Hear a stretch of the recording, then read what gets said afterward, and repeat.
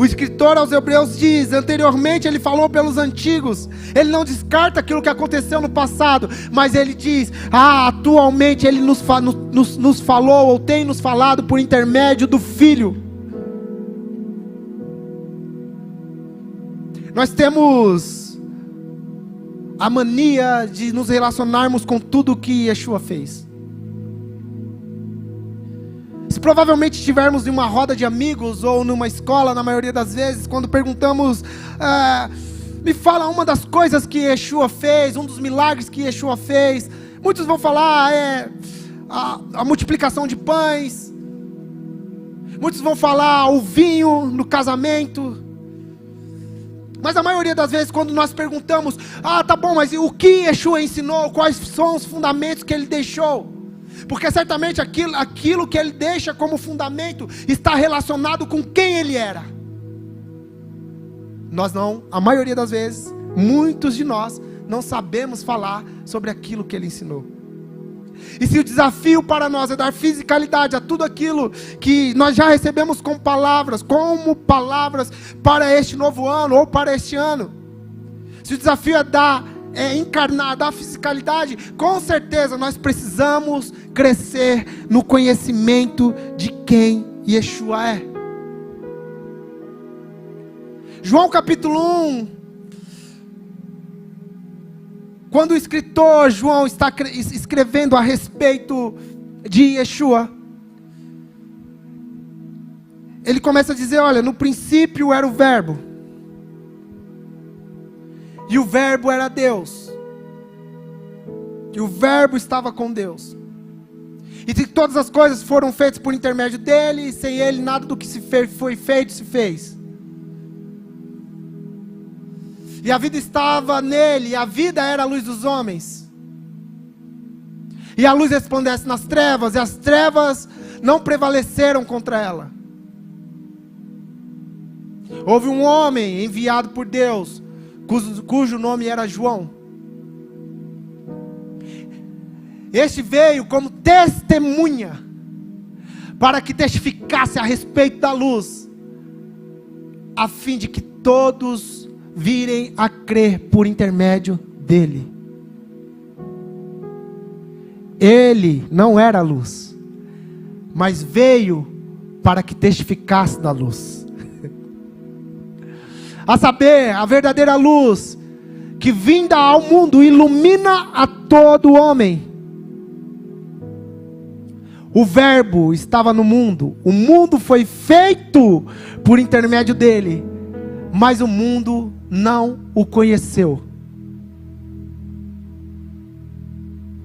Veio para o que era seu, e os seus não o receberam.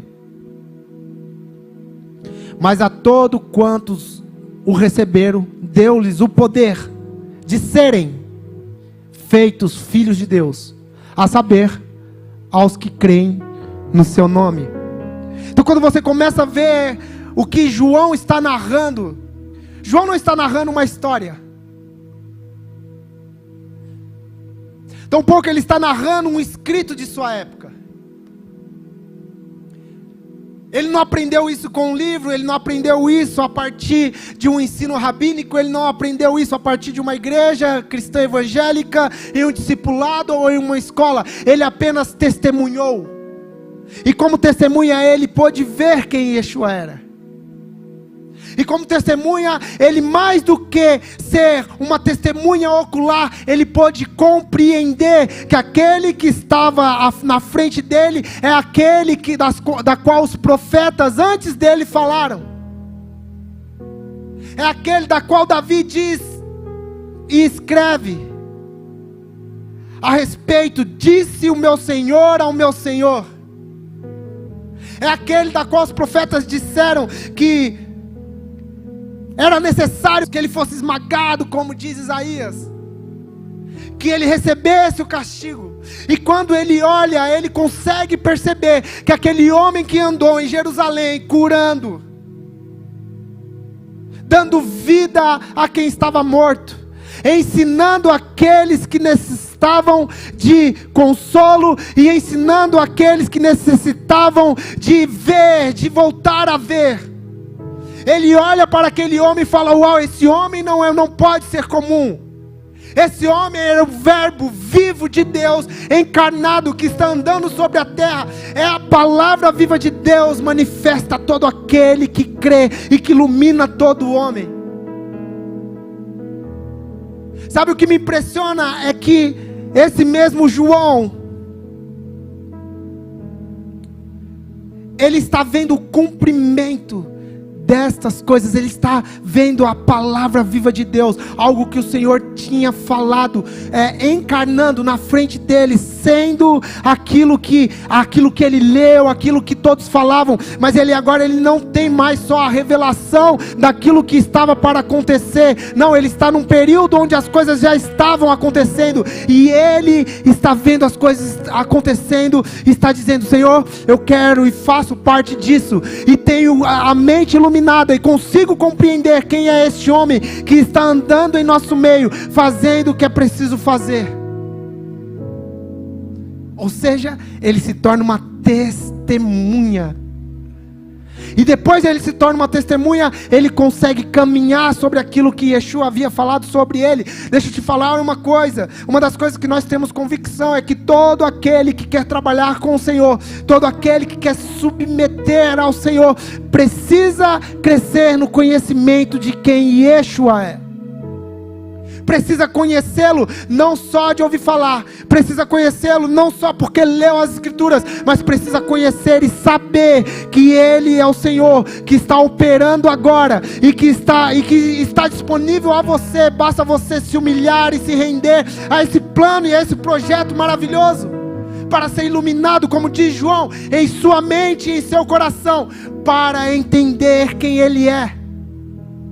Muitas pessoas se relacionam com Yeshua com o objetivo de se beneficiar das coisas que Yeshua proporcionou e continua proporcionando. Mas uma das maiores coisas que Yeshua nos proporcionou foi uma porta, que é a cruz. A cruz não é o final daquilo que Yeshua veio fazer. A cruz é o começo, é uma porta para que a gente possa entrar e para que a gente possa desfrutar, não daquilo que Deus pode fazer, mas de quem Deus pode nos tornar, através da cruz, através da nossa morte, através da nossa redenção, nos livrando. A Bíblia diz que Ele nos livrou do império das trevas e colocou num reino. No império das trevas nós fazemos aquilo que nos apraz.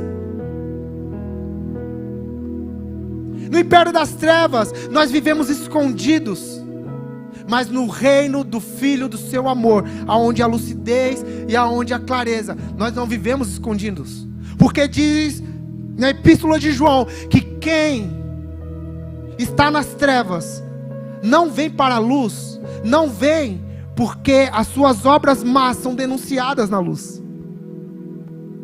Mas quem anda na luz, antes está se desligando das coisas más e praticando e conhecendo quem Yeshua é.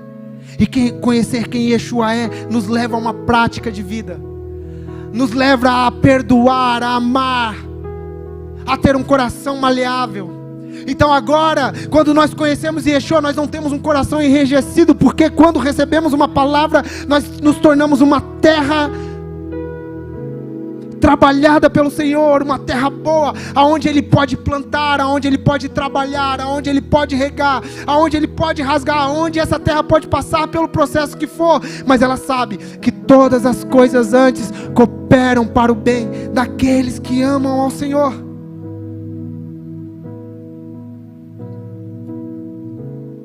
Sabe, meu convite para você esta noite é para que você creia. É para que você possa crer, mais do que entender, mais do que decorar, é crer.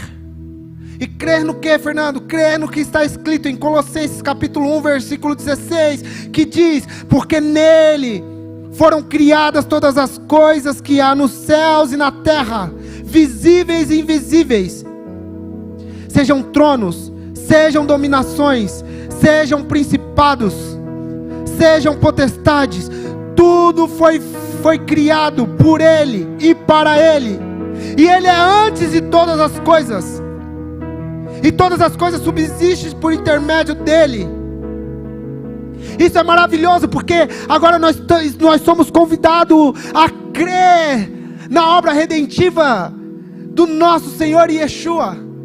Nós somos convidados a não apenas saber de coisas, ou a não apenas vir à igreja. Nós somos convidados nesse período, onde passamos pelo nascimento de Yeshua, de Jesus, que comemoramos no Ocidente. E agora não só somos convidados a participarmos desse nascimento, desse fator histórico, mas agora somos convidados a crer que aquele que nasceu em Jerusalém, aquele que esteve entre os homens, Ele é o Filho de Deus, e que se cremos nele, nossa esperança precisa estar nele, e se nossa esperança está nele, é porque já chegamos a ter lucidez, e já chegamos a deixar com que o Espírito Santo trabalhe em nosso interior, para que sejamos testemunha, para que testemunhemos dele, não apenas do que ele fez na nossa vida, mas testemunharmos sobre quem ele é, o Cristo, o Filho do Deus vivo, a rocha, o nosso porto seguro, em quem nós confiamos e quem nós amamos. Em 1 João capítulo 1, para que a gente possa encerrar essa exposição essa noite,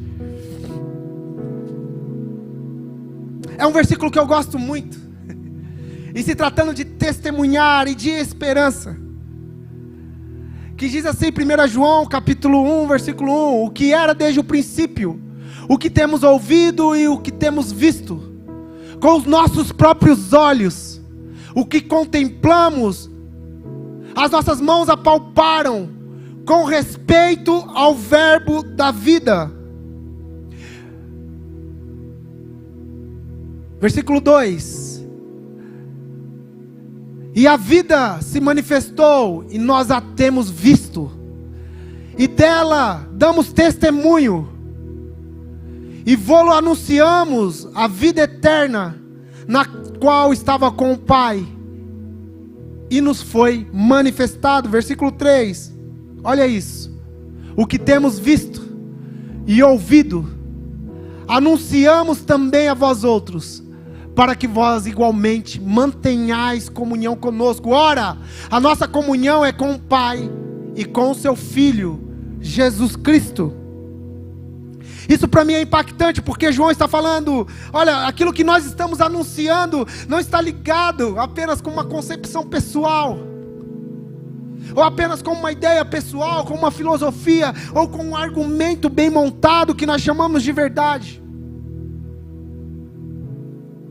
Isso que nós anunciamos a você é sobre o que nós ouvimos e sobre quem nós vimos, com respeito ao verbo da vida. O que nós estamos anunciando é verdadeiro,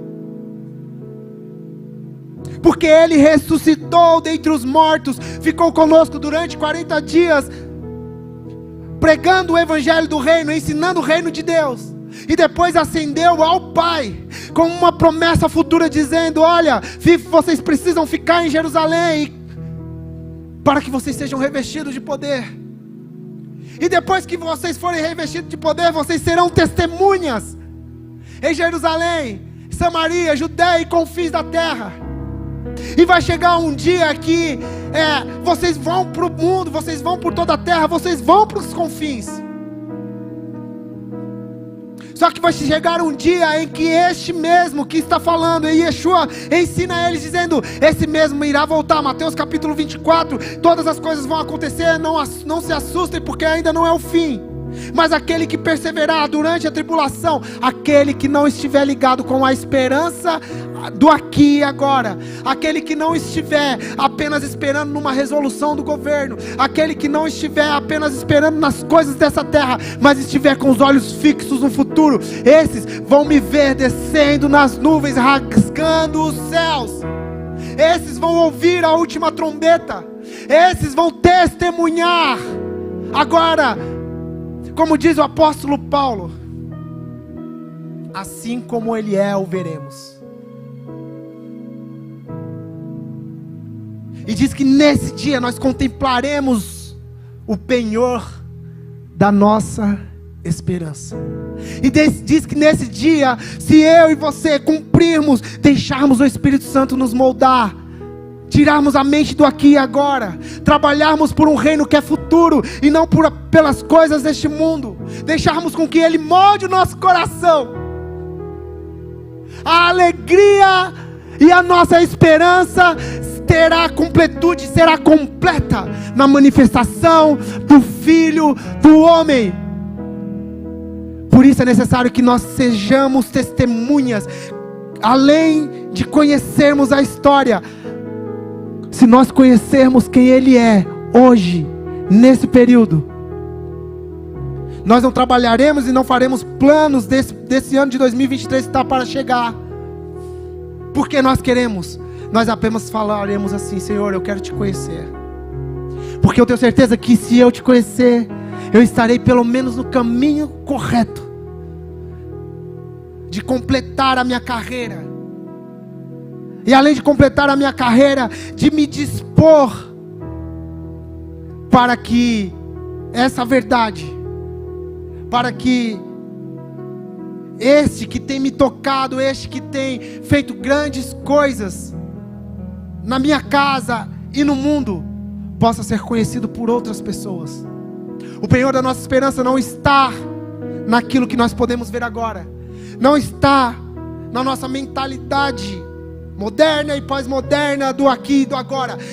O penhor da nossa esperança está no reino futuro. E mais uma vez o Senhor nos garante, a Bíblia nos garante, o Senhor nos garante, e o Espírito dele testifica que nossa esperança está por se manifestar nas nuvens. É por isso que nós estamos aqui, e é por isso que nós queremos profetizar e abençoar sobre o seu ano de 2023, que não seja um ano onde nós estejamos apenas buscando aquilo que nós colocamos no papel, mas seja um ano que aquilo que nós colocamos no papel esteja comprometido com o penhor da nossa herança.